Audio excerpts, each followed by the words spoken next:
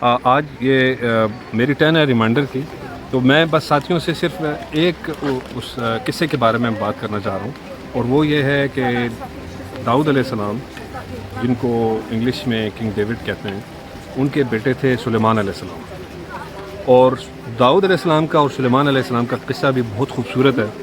داؤد علیہ السلام کا ذکر اور سلیمان علیہ السلام کا ذکر سب سے پہلے سورہ بقرہ میں آیا، اور پھر دونوں کا ذکر آیا، اس کے بعد پھر سورہ مائدہ میں آیا، اس کے بعد سورہ انبیاء میں آیا، اس کے بعد سورہ صاد میں آیا، اور اس کے بعد زیادہ تفصیل میں ذکر سورہ نمل کے اندر آیا۔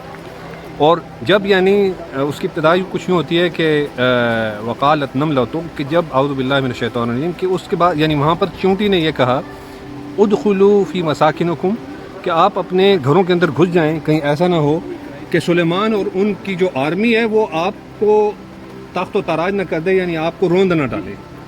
سلیمان علیہ السلام اس کی بات سن کر مسکرائے، اور انہوں نے اللہ کا شکر ادا کیا، اور اللہ کے رب کا جو ہے نا، یعنی اپنے رب کا شکر ادا کیا۔ یہ ایک پوائنٹ ہے کہ اتنی طاقت کے بعد جو ہمیں انبیاء کی سیرت، ہمارے لیے، میرے آپ کے لیے کسی اور کی سیرت اتنی اہم نہیں ہے جتنی انبیاء کی سیرت ہے۔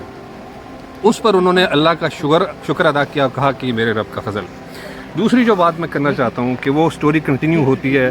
ہدہد کو انہوں نے غائب پایا، اور انہوں نے کہا کہ ہدہد کہاں چلا گیا، میں اپنی آرمی کا معائنہ کر رہا ہوں، اس میں ہے نہیں۔ اور ہدہد آیا ان کے پاس، اس نے کہا کہ میں ایک ایسے شہر سے، ایک ایسے ملک سے آیا ہوں جہاں کے لوگ سورج کو پوجتے ہیں اس کے۔ اور پھر سلیمان علیہ السلام نے کہا کہ یہ جو ہے نا، یہ خط لے کے جاؤ، اور اگر یعنی یہ خط لے کے اور جا کے ڈال آؤ ان کے پاس۔ خط جاتا ہے اور وہ ملکہ بلقیس کو موصول ہوتا ہے، اور وہ اس کے بارے میں مشورہ کرتے ہیں۔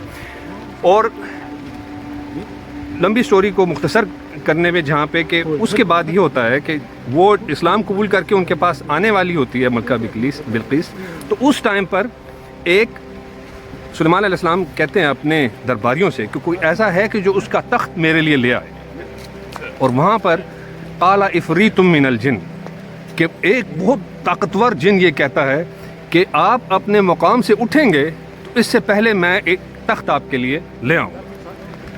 اور اس کے بعد قال الذی عندہ علم انا آتیک بہ قبل الیک ان یرتد الیک طرفک، جو شخص جس کے پاس علم ہوتا ہے وہ کہتا ہے سلیمان علیہ السلام سے کہ میں آپ اپنی آنکھ کی پلک جھپکائیں گے اس سے پہلے میں آپ کے پاس وہ تخت لے آؤں گا۔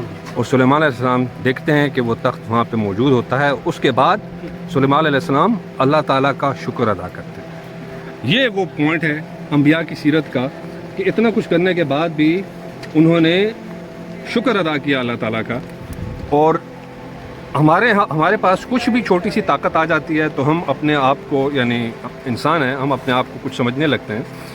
نمبر 1 پوائنٹ یہ تھا۔ اس کے علاوہ ایک دوسرا پوائنٹ یہ تھا، کچھ اسکالر تفسیر میں اس ڈیبیٹ میں جاتے ہیں کہ وہ کون شخص تھا کہ جو کام ایک جن نہیں کر سکا، عفریت من الجن نہیں کر سکا، وہ ایک ایسے شخص نے کر دکھایا۔ اس کے بارے میں پھر 2 آراء آ جاتی ہیں، اللہ بہتر جانتا ہے۔ کچھ اسکالرز کہتے ہیں کہ وہ آصف برقیہ تھے، ایک ایسے شخص ہستی تھیں جو کہ سلیمان علیہ السلام کے دربار میں تھے، ہم نہیں جانتے، یہ ایک رائے ہے۔ دوسری رائے امام راضی کی اور کچھ اسکالرز کی یہ ہے کہ وہ سلیمان علیہ السلام خود تھے، کیونکہ وہاں پر ذکر آیا ہے کہ اس شخص نے کہا جس کے پاس کتاب کا علم تھا۔ بہرحال یہ رائے اتنی مقبول نہیں ہے، پہلی رائے زیادہ مقبول ہے، پر کچھ اسکالرز کا یہ بھی رائے ہے کہ وہ شاید سلیمان علیہ السلام خود تھے۔ تو زیادہ مقبول رائے یہ تھی کہ وہ ان کے دربار میں کوئی شخص تھے اور ان کو آصف برقیہ کا نام دیا، یا کوئی اور ہستی تھیں۔ بہرحال اللہ تعالیٰ نے ان کو یہ علم دیا تھا۔ پر جو پوائنٹ ہے وہ یہ کہ اس کے بعد سلیمان علیہ السلام کا رسپانس کیا تھا، کیا انہوں نے تکبر کا مظاہرہ کیا یا خدا کا شکر ادا کیا؟ تو جو ہیوملٹی ہے اور شکر ہے یہ ہمارے ساتھ رہنا چاہیے، کیونکہ انبیاء کی سیرت ہے، کسی اور شخص کی سیرت ہمارے لیے اتنی اہم نہیں ہے، سب سے زیادہ امپورٹنٹ انبیاء کی سیرت ہے۔ یہ میرے لیے ریمائنڈر ہے۔ جزاکم اللہ خیر۔